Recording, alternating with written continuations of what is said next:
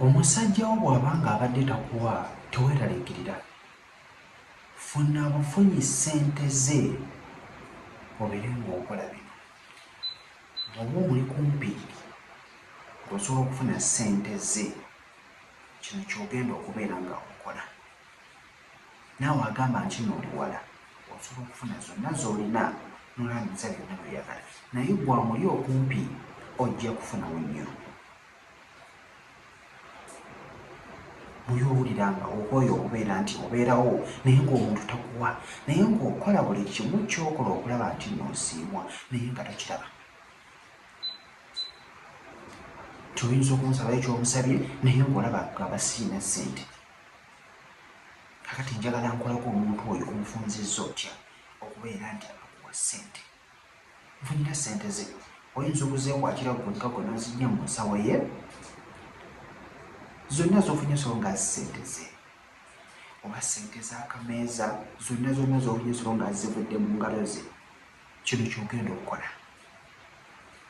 Zifune bulungi nnyo, funa ekifo ogenda okulaamiriza, making sure nti okozesa kisenge in fact. Kubanga tewaliwo bijja kutaataaganya.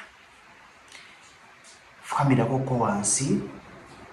Remember buli kimu ky'okola okikola nga olina okukkiriza, olina okwagala era ng'oyoledde okubeera ng'olisiivinga amannya g'obutonde.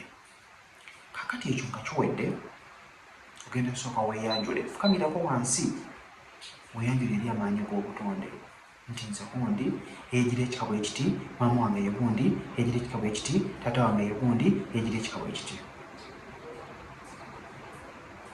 Zino ssente zikola omwami wange. Gundi tugera amannya ge ng'ozikutte mu ngalo bw'oti. Wandako emirundi 2. Olunaku olwaleero mwami wange gundi njagala otandika okubeera ng'ompa.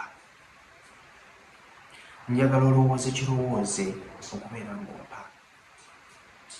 Kyonna kimbeera nkusabye ompulirizenga. Ogenda kulaamiriza nga bw'okola bw'oti n'obufuuwako. Kuva n'olunaku olwaleero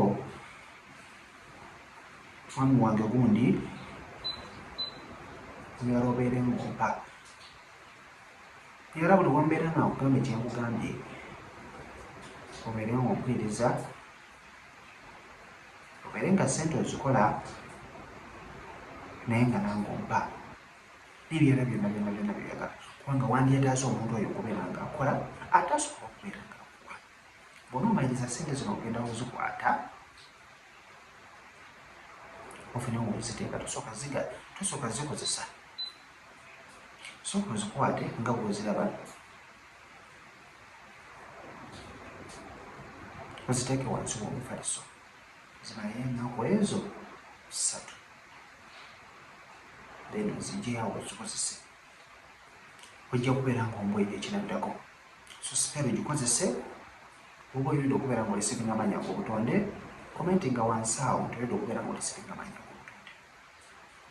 Then bw'oba oli mupya, subscribinga, likinga video, okishyangire wa mukwano gwo agamba nti tasubwa spells zange. Beera bulungi, mbagala.